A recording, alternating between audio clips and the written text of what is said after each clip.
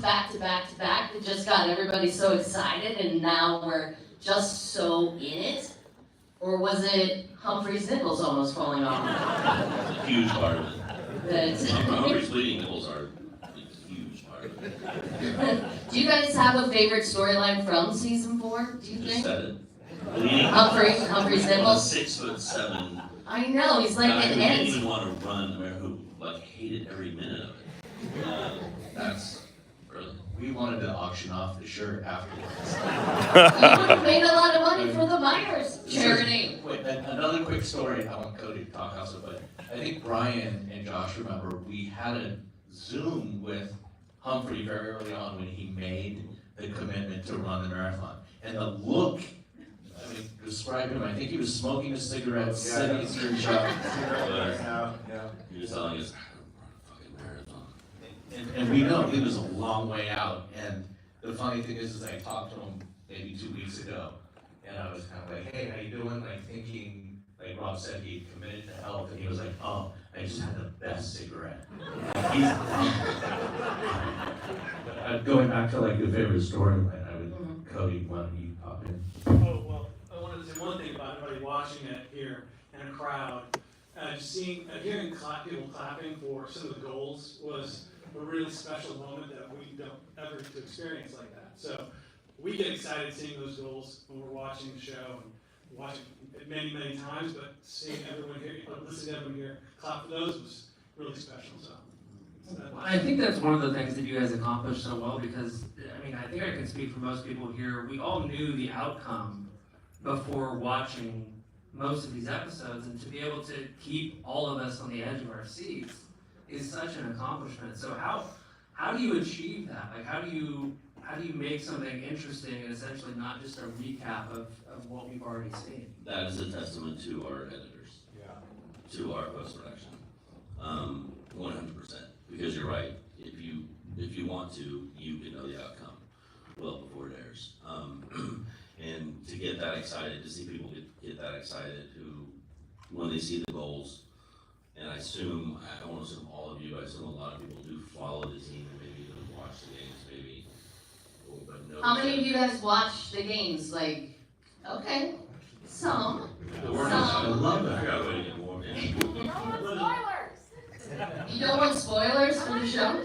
I know people like that too, Okay. who do not watch the games or follow along so that they can enjoy the show, and that is also incredibly awesome and admirable, and I love that as well. But obviously, you can easily know what's going to happen. So the fact that so you guys and us still get goosebumps and cheer as if we're watching those goals for the first time is our editors. That is the answer. It's a testament to our editing team who are just fucking unbelievable. I watching these episodes, especially the last one, 408, I'm sitting there thinking, how does an episode like this even come together? Like, what's the first cut? Like 3 hours long? Yeah, like, seriously. how? It's definitely a lot longer, for sure. Oh, yeah, twice as long, I think, sometimes. How much footage is actually shot versus how much is actually used? Well, you're talking about footage for 8 hours of content, so. There's a lot of killing babies, as we say. A lot of babies. That's your term for it? We gotta kill this baby?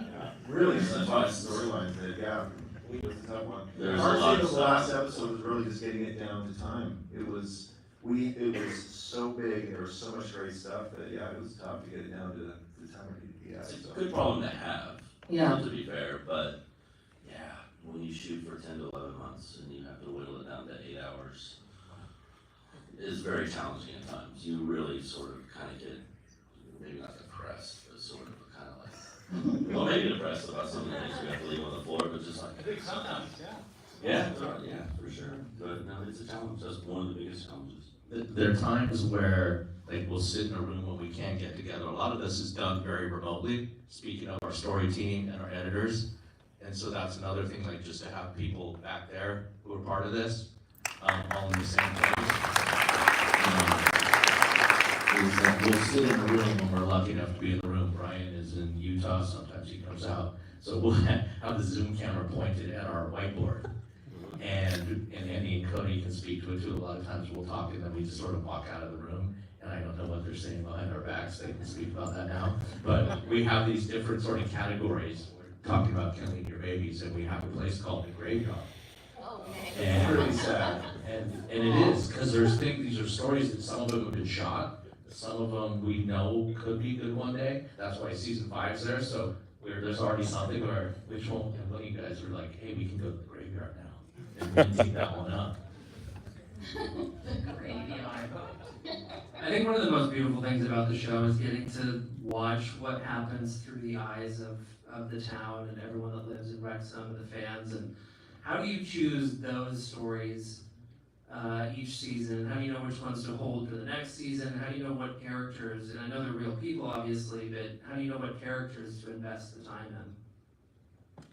It's a case-by-case basis. We are presented with a lot of choices from our team in the UK that we have pounding the pounding the pavement and going door to door, really canvassing, trying to find these stories. And it's a massive challenge because it's not that it's hard to find people who have stories.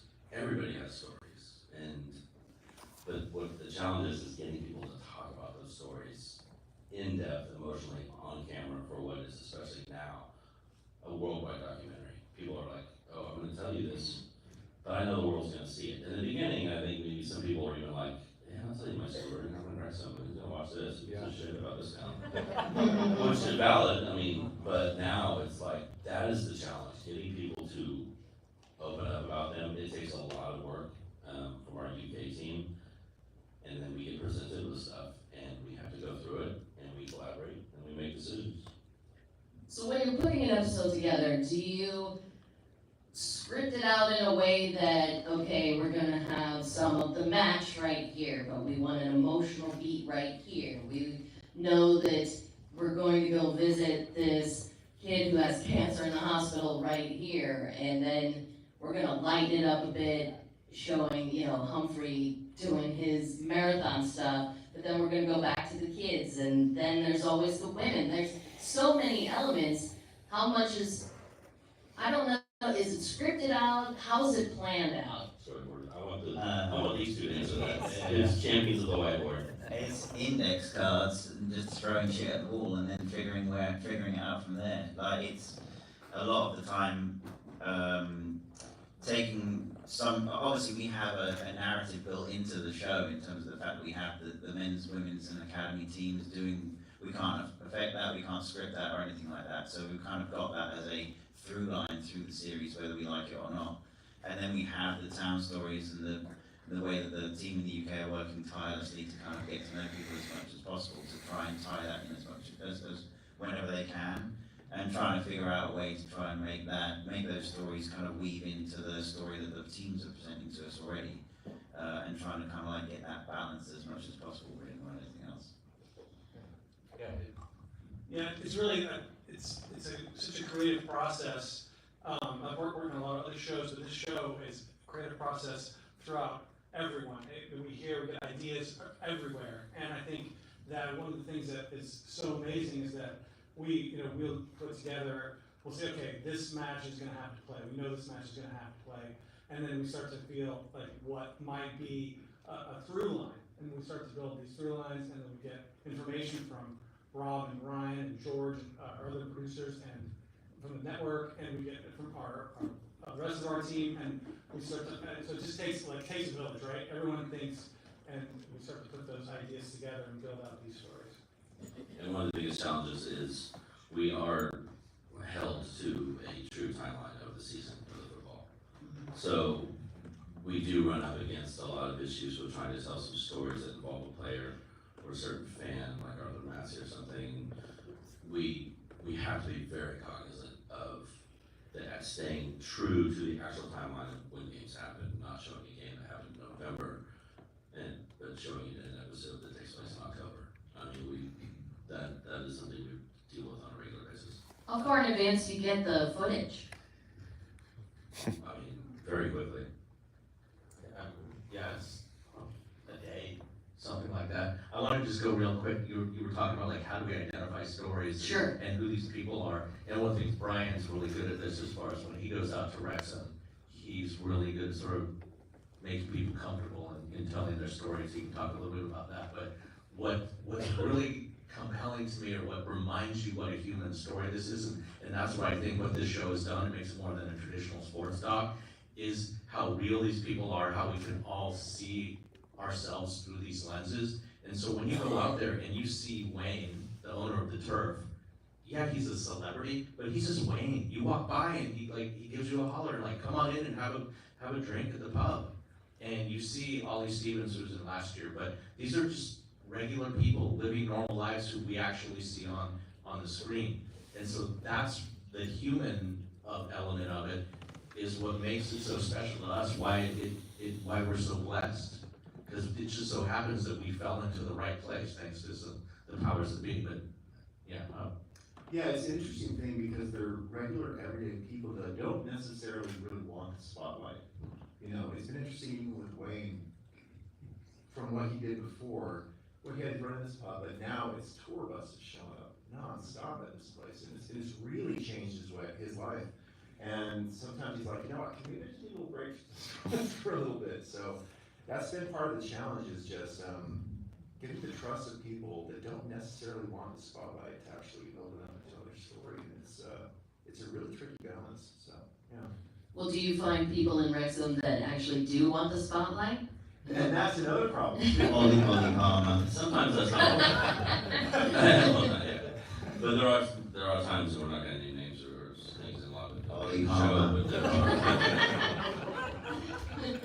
Yes, we do. We have run into people who, and I'm not talking about players, just like we said, who maybe have businesses or something, and they can kind of tell that they can have an agenda to be in the show, and therefore they're not being fully honest, and they're not really giving us anything other than their agenda in a way to sort of promote themselves in some way. I mean, we run into that a little bit where we're just like, yeah, you're not really being who you are. You just want your shop on the show. And that's pretty evident to you guys as producers when someone's being authentic and someone is not. You become very good at sniffing it out. It becomes very easy, honestly. So it's, over the years, we've become pretty good at being able to sort of vet people and make sure that we're getting what we want, and not servicing somebody who has no desire to really support the show, Right. support themselves. Yeah, I'd say there's a big difference between real and real, as in R-E-E-L and R-E-A-L. And it's pretty clear that when you have somebody that's looking at it from the perspective, it's something that's not authentic. It's pretty crystal clear when someone's not being like that. And there's a thing that I learned years ago called the Hawthorne effect. As soon as you put a camera on somebody, then their attitude and their behavior changes.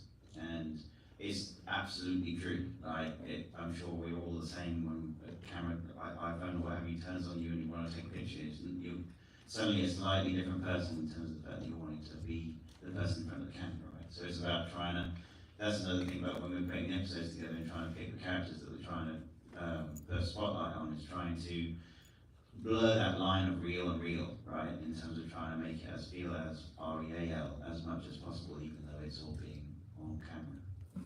It's been so cool to watch this town transform over the last couple of years. It's to watch it go from hopeless to where they're at now. It's just the coolest thing ever. Yeah. I went to when the first promotion. I was there, and I was there for the parade. I could not believe just the thousands and thousands of people that were out. We talk about the Church of Wrexham, and it is real, and it's a pretty cool church. Yeah, hey, I'm a member. It's pretty great. It's kind of like a cult. You know, Like cults, cult. good cult. Yeah, we're like, our cult is good enough. Everyone knows that, like, yeah, They're not all gonna go drink together. yeah.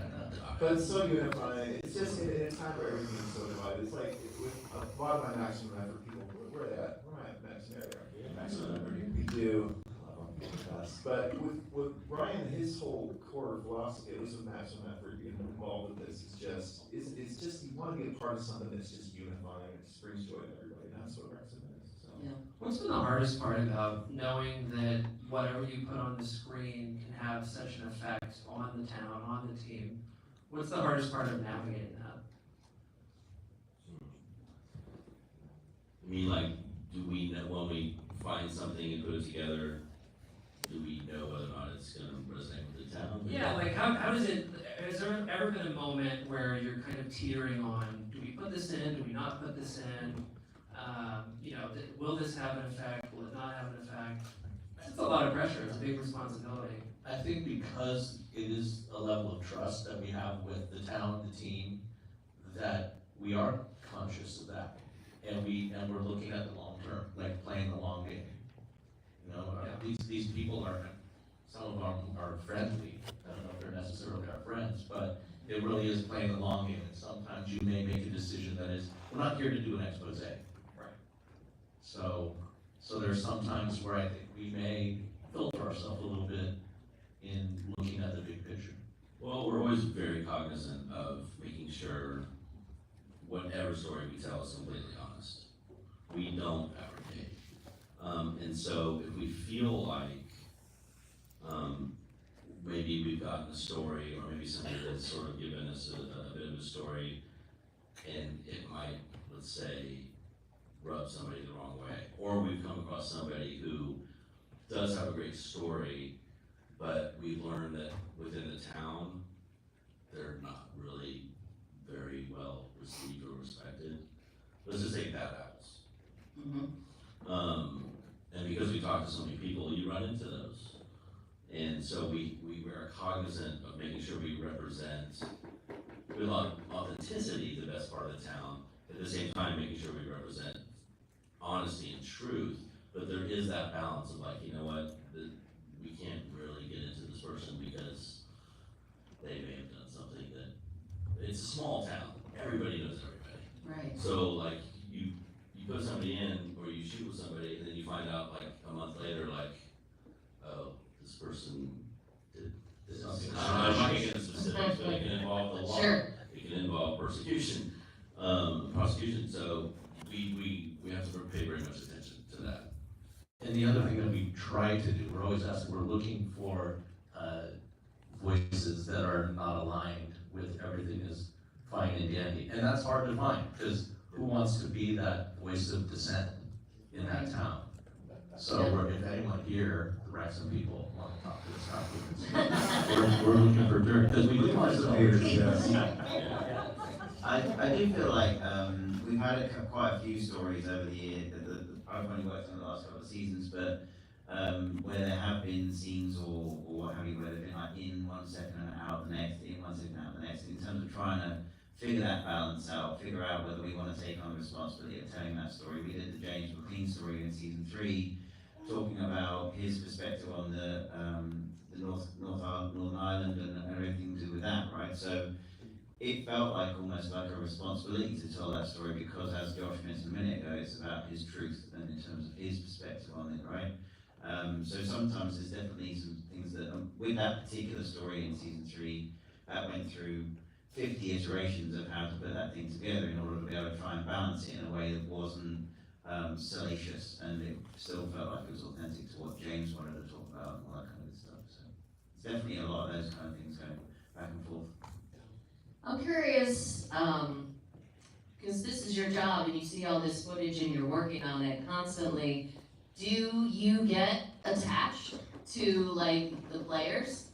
And of course, I'm talking about Paul Mullen. 100%. Yeah. Okay, as somebody who watches the team, so as I was watching the season play out, and as excited I am about how great they've gotten and how they're getting promoted, it's also super bittersweet because the team's moving on with people who got them to where they are, but now that they're better, Paul Mullen's not going to be with the team anymore. Like, I clocked it, it wasn't lost on me that he was taking pictures with Wigan Athletic fans. Yeah. And that's where he's going to be. So, like, how do you guys feel about that kind of stuff when it happens? Are you, like, bummed out like the fans are? Like, do you come at it like a fan? Or are you like, well, this is good drama and good story, which it is. I come at it as a person, at least with Paul, he's probably the player I know. Paul and Jacob Mendy are I take it as somebody that I know who is going through what Paul's going, and it's a new thing to me because I knew nothing about UK football and the structure and how quickly things can change for somebody. And I did actually, I texted, I know Brian's texted with Paul this last week, and you just feel like you have to reach out. You just feel for them as a person because you know them, the challenge that they're going through. And for me, it's just a person that I know who I really feel for, who I've watched go through this throughout the season, who knew things were gonna change. And Paul specifically to go, I mean, he's a legend there. Right. The town of Wrexham and every fan is never gonna think differently of him, Right. other than an absolute legend. Yeah, he's absolute royalty. Yeah, For sure. he is absolute Wrexham royalty. So, yes, you do get to know the players to a certain extent. We don't as much as our UK crew. We're embedded with them. But Brian and I have been over there a few times, and we do know some of them fairly well. You know Wayne really well. Phil. It just becomes somebody that you just are like, yeah, man, I feel for what you're going through. Not as a fan, it's something I know. Yeah. I think part of it too, if I think about like backing up a bit, think about Phil Parkinson, the locker room set up, right? These are generally speaking pretty good dudes, like people you want to hang out with, just good guys. And so that's why like with Paul going and question marks around a lot of the other guys when they go, it's like some friends going, it's tough, yeah. So If you can, go ahead. Oh, and circling back to your question about favorite storylines of the season, I think Paul Mullen's story Yeah. and Ollie Palmer's story as well were some of the ones that we took the most care in probably telling to be sure that we told those stories and did respectfully but not like flinching from the truth. You know? I was just gonna say, as far as it, yes, we're absolute fans. If anyone wants to get on our group text chat, it's sometimes 4:30 a.m. on Saturday mornings. Those are tougher, but 7 a.m., like the text going back and forth when goals are scored or conceded, like we're hardcore fans. And it's hard sometimes when you have a story where you're like, hey, we have to show that mistake that person made, but that's part of it. Can we talk about the last episode we just saw for a second? Which, first of all, the five of you have made me an emotional wreck when it comes to watching football, so thank you for that. The sequence there at the end, Rob's speech, was one of the coolest things that I think I've ever seen watching an episode of television. How did that sequence come together with all the childhood photos? And was that planned going into that, or was that found on the editing room? That's Rob's idea. Yeah, 100% Rob. yeah, the speech happened and then Rob doubled down on it when we were starting to put the episodes together and kind of communicated that was something they wanted to do, and then the UK team took on the task of trying to get the players to call their parents to open up their attics to find out all the videos. And actually when Rob was in Vegas with the players after the season had wrapped, was on every single one of the players in Vegas, getting them to call their parents to get an attic to get their tapes out. So yeah, it was definitely very much Rob's. I think like 2 people's houses. I think And there's Michael Oliver here. where's my Oliver's out of town. Mike Oliver was the editor He who edited that sequence. and he deserves it. Yeah, starting with Tell us, that. he deserves a round of applause. I gotta tell the story. So Michael calls me, he's like, Brian, I don't think Josh likes the music. I don't think Josh likes the music. He hates the music, and Josh didn't hate the music. He hated the music. But then we showed it to Rob, and what did Rob say? Oh my God, did I tell one of you to use that song, or did you? And he didn't. He was like, that's the song I wanted to use. How did you know to do that? Oh my God. Moneyball. I just didn't like the song. You didn't like I didn't Michael like- Robin, I didn't like the song. the Black Parade? So we used that song in Mythic Quest, which I also worked on. And we used it. Okay, We used it in the finale of season 1. okay. And so I already had to hear it 5 million fucking times when I was editing that. And I'm not just from just It's the standpoint, I just don't like that song on that band. Well, I've worked in radio for 30 years. I That's know. how many times I've heard that song. I have to say, it was presented at first on Zoom with our team, and Michael Albert was like, yeah, I think I'm gonna use this song. And without seeing it, it wasn't cut together yet. He just was like, yeah, I think this is the song that's in first position. And I was like, no. I was like, and I was a dick. I was like, no, you're not. No. We talked, I don't even want to see a version of that fucking song. we tried so many other songs in that place. Oh, so many. So And yeah, Just to make you and happy. they just suck. And I think we said, This is so good. There's But some- Michael Oliver, he's our guy. He did an amazing job. There are some editors and producers at the back of the room that know that we've probably got about 35 different versions of that particular section of the episode, with loads and loads of different musical tracks, which did not work anywhere near as close as the one that was in there as good. It was all to satisfy me, and none of them worked at all.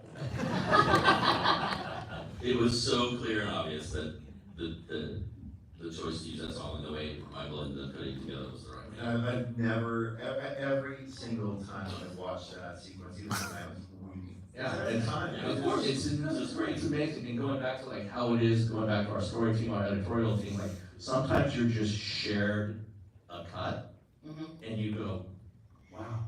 And that was one where it was just shared, and the first version was like, oh, this, not is it gonna be awesome, like, this is awesome, and that is, I don't know what percentage of what ended up in the final, what we saw to begin with, but, and like Cody was saying, there were people, I mean, Andy was saying, there were people all over North England looking for that footage, because these players, their ages were not the same as the younger generation now, where everyone's got something on their phone.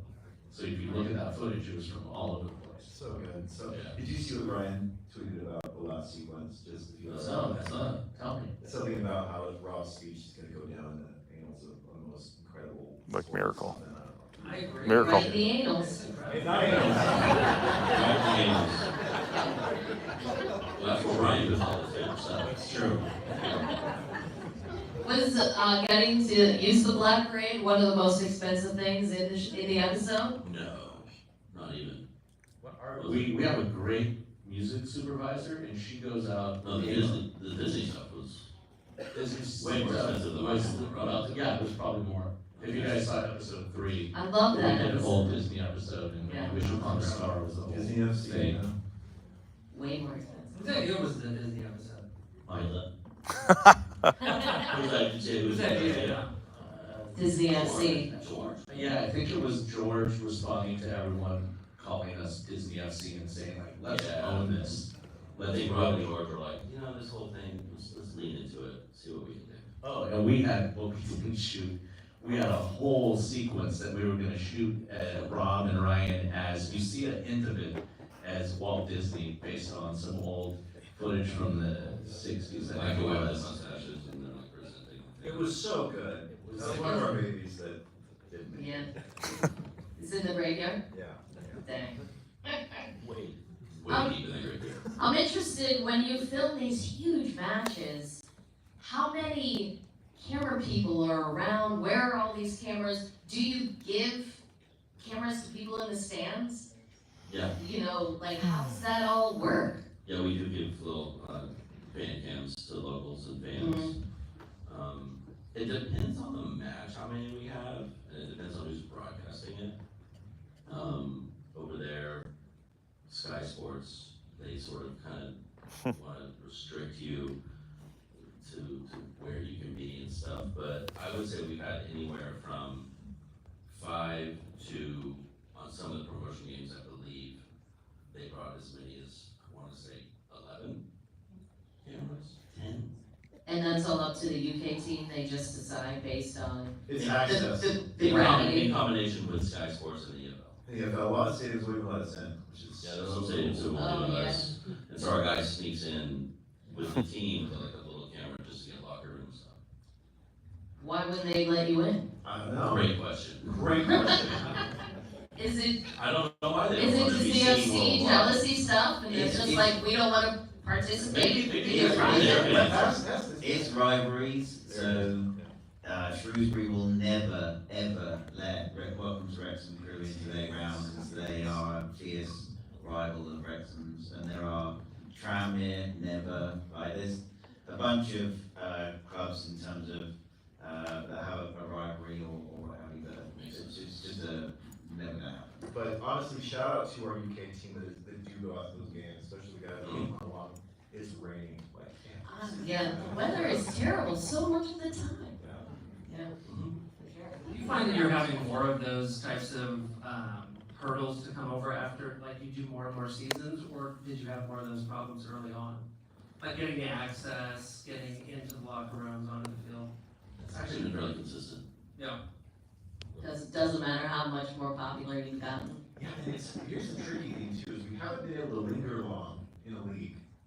Okay, that's fair. To like get to know all the same, and and now we're going up in the championship, and we're like, okay, buckle up, what's coming, who's gonna get us here?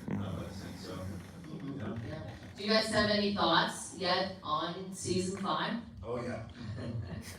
Anything you care to share? Nope.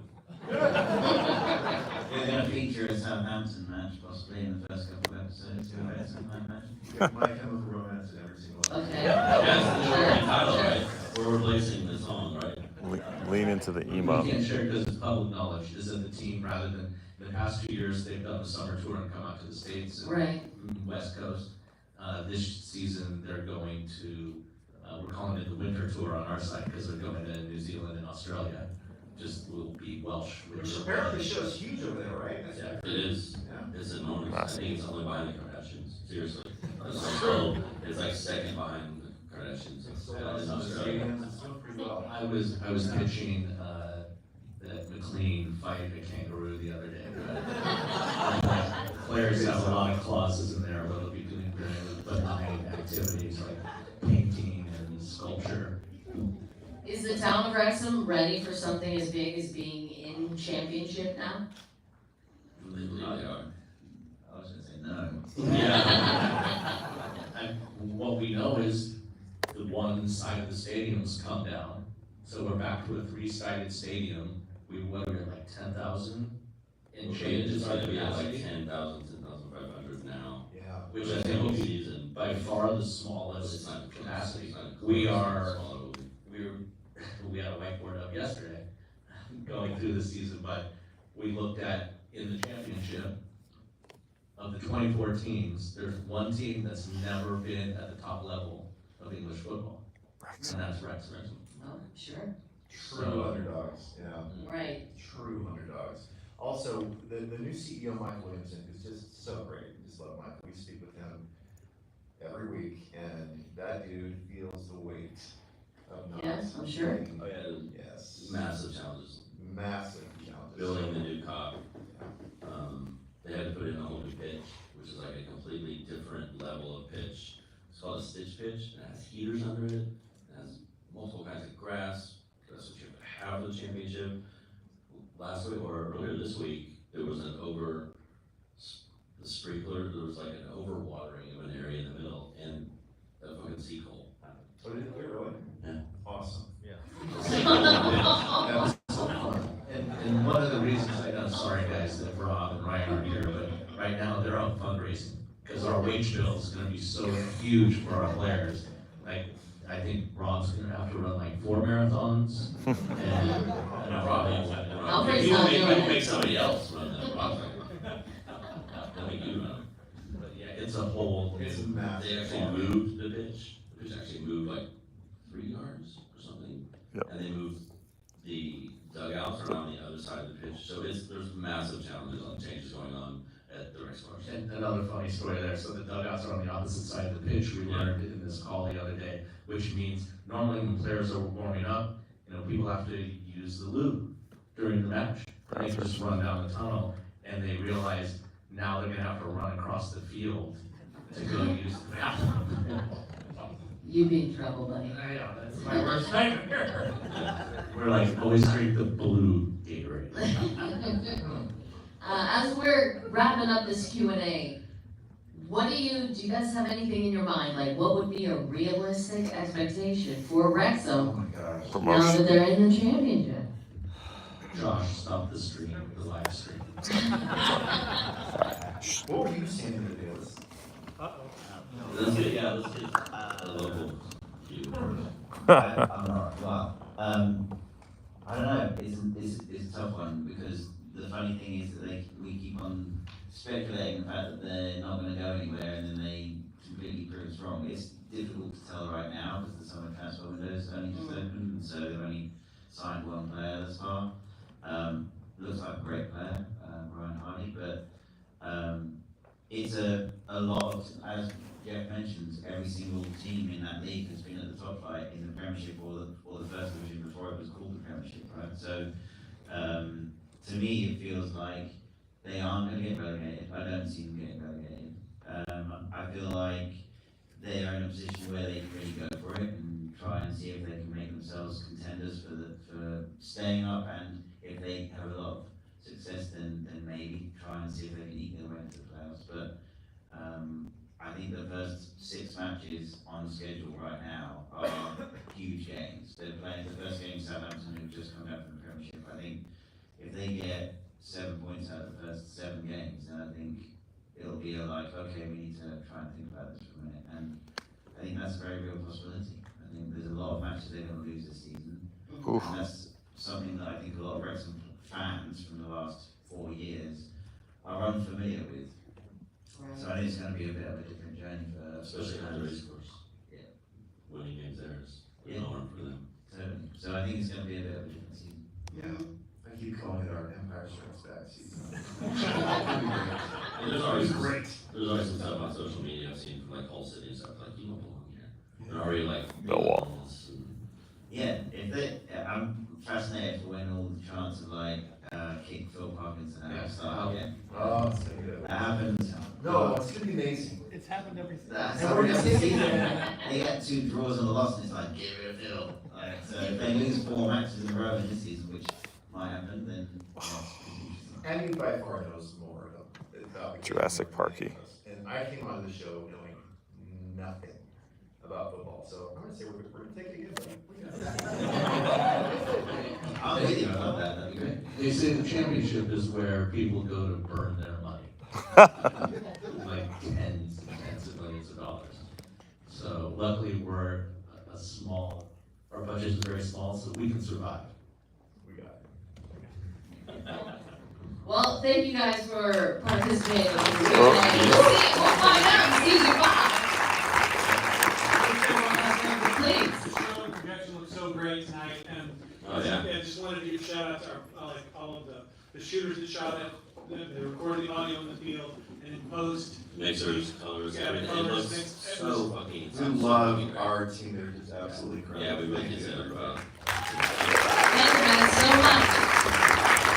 We'll see you next season. Thank you. Time to grow up.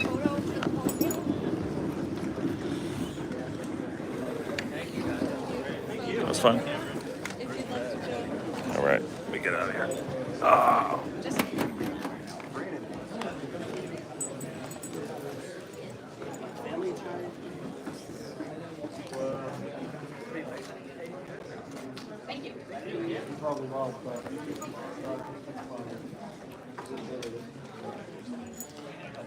Well, that was fun. Okay, I don't know how many people watched that, but that was a lot of fun. You guys are great.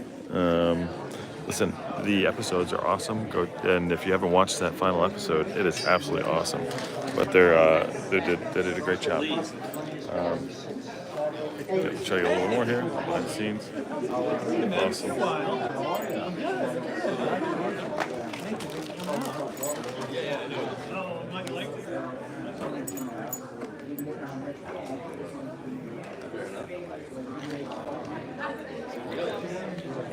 All right, if you haven't watched this later, go check it out. What a fantastic night. So I'm gonna sign this off, and on that bombshell.